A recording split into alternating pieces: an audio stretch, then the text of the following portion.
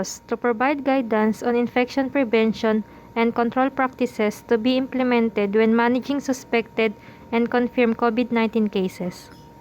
Objectives: to identify facts about COVID-19, mode of transmission, and incubation period, to determine the clinical presentation of patient with COVID-19, its signs and symptoms, and prevention practices to prevent the spread, to familiarize and give awareness to the staff about the COVID-19 screening and assessment guidelines in outpatient setting.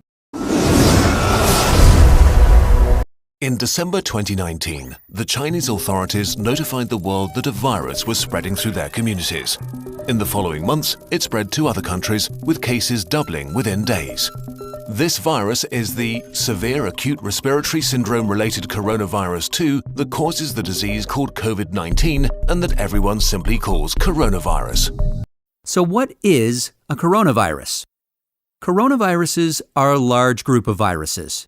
They consist of a core of genetic material surrounded by a lipid envelope with protein spikes. This gives it the appearance of a crown. Crown in Latin is called corona, and that's how these viruses get their name. There are different types of coronaviruses that cause illness in animals and humans. In humans, coronaviruses can cause respiratory infections ranging from the common cold to more severe diseases. These include the severe acute respiratory syndrome coronavirus, first identified in China in 2003, the Middle East respiratory syndrome coronavirus that was first identified in Saudi Arabia in 2012, and SARS-CoV-2, the name of the virus that causes COVID-19 that was first reported in December 2019. So, where did this new virus come from? It's known that coronaviruses circulate in a range of animals. Sometimes these viruses can make the jump from animals to humans. This is called a spillover and could be due to a range of factors, such as mutations in the virus or increased contact between humans and animals. For example, MERS-CoV is known to be transmitted from camels, and SARS-CoV from civet cats. The animal reservoir of the new coronavirus is not known yet. How does the disease spread? The disease can spread from person to person through droplets, when an infected person releases those droplets through coughing, talking, or sneezing, for example, when close to another person. It can also spread when infected droplets land on objects, and when another person touches them and then touches their eyes, nose, or mouth. What are the symptoms? The incubation period, which is the time taken from exposure to the virus and development of symptoms, is on average 5 to 6 days, but can range from 1 to 14 days. There can be a range of symptoms, from very mild to severe. Some people may not develop symptoms. Common symptoms include fever, fatigue, and respiratory symptoms such as cough, sore throat, and shortness of breath. Some people reported loss of their sense of taste or smell, and some may develop a skin rash. In more severe cases, there could be pneumonia, organ failure, and sometimes death. COVID-19 screening and assessment. Screening of staff and patient upon entering the hospital is a simple, safe, and effective way to help contribute to a safer place of work. Upon arrival at the hospital entrance, you will be required to fall in line, ensuring that you maintain a safe physical distance of 1.2 meters from the people around you. Face mask must be worn at all times. Tawakal na app is required upon entering the hospital. Your temperature will be taken using non-contact digital thermometer. Sanitize your hands with sanitizer that has been made available in the triage area. Triage nurse will ask you for any clinical signs and symptoms, medical history, and exposure risk. Clinical signs and symptoms: fever, cough, shortness of breath, nausea, vomiting, diarrhea, headache, sore throat, and rhinorrhea. Medical history of chronic renal failure, heart failure, and coronary artery disease. Exposure risk: a history of travel abroad during the 14 days prior to symptoms onset. Visiting or being a resident of a high-risk area for COVID-19 in the kingdom during the 14 days prior to symptoms onset. A close physical contact with a confirmed case of COVID-19 or MERS-CoV in the past 14 days. An exposure to camel or camel's product, direct or indirect, in the past 14 days. Working in a healthcare facility.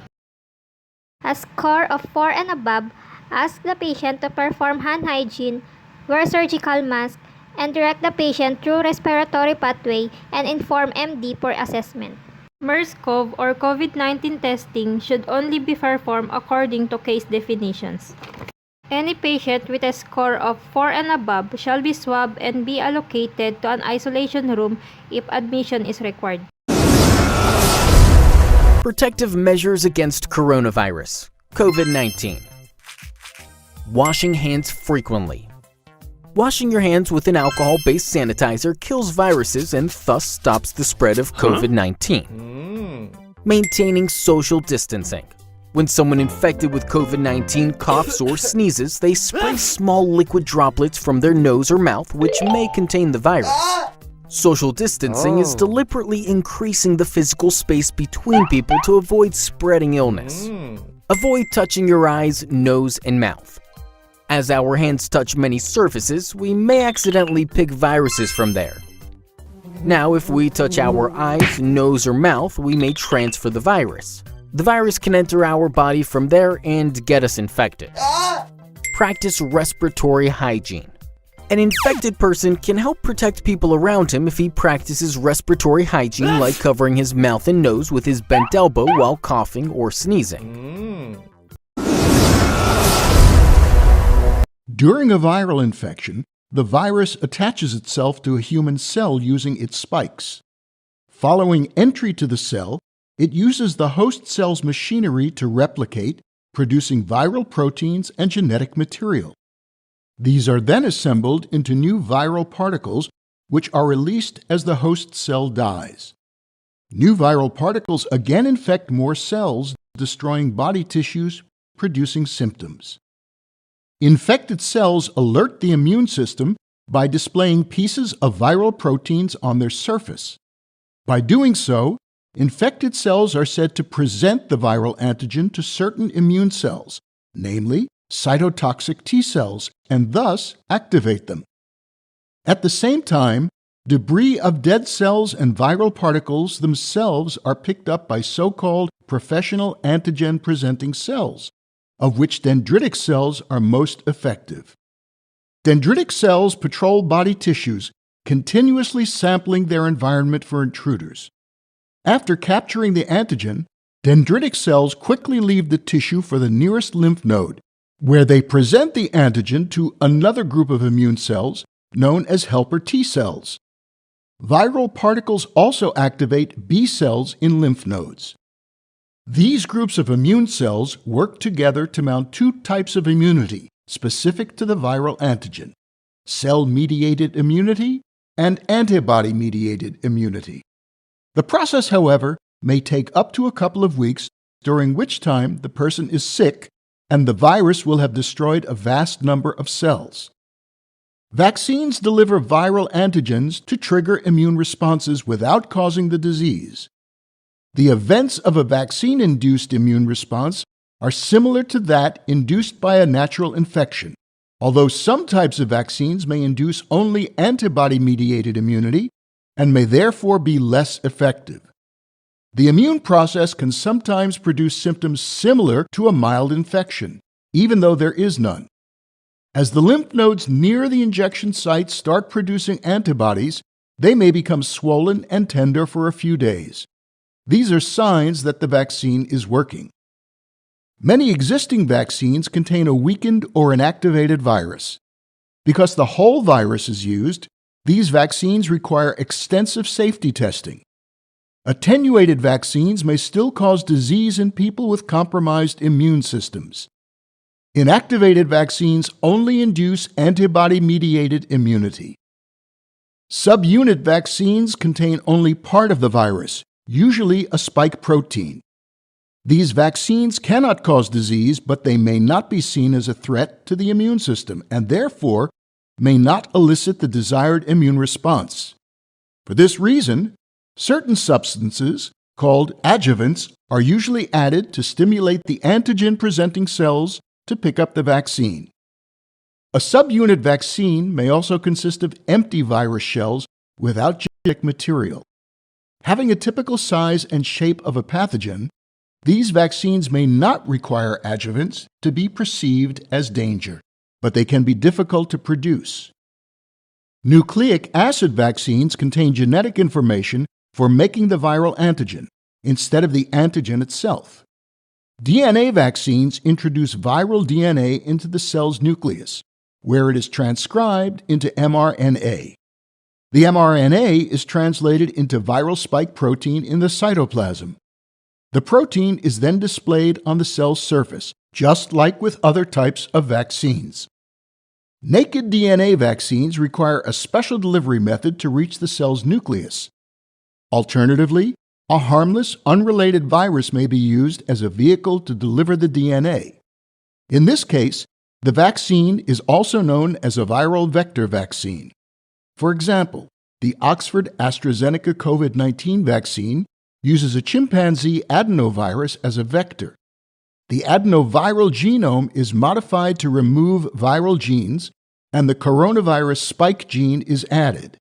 This way, the viral vector cannot replicate or cause disease, but it acts as a vehicle to deliver the DNA. The reason a non-human adenovirus is used is because most people may have been exposed to human adenovirus and have immunity against it. The immunity could destroy the vehicle before it can deliver the DNA and thus blunt the vaccine's effectiveness. DNA vaccines have raised concerns about the possibility of viral DNA integration into human genome. However, studies in animal models have shown that integration frequency is well below the frequency of natural, spontaneous gene mutations. mRNA vaccines introduce mRNA that contains information for making the viral protein. mRNA molecules are delivered within a lipid covering that will fuse with the cell membrane. Once inside the cytoplasm, the mRNA is translated into viral antigen, which is then displayed on the cell surface. Unlike DNA vaccines, mRNA vaccines are extremely unlikely to integrate into human genome, but they are fragile and require uninterrupted cold chain for transportation and storage.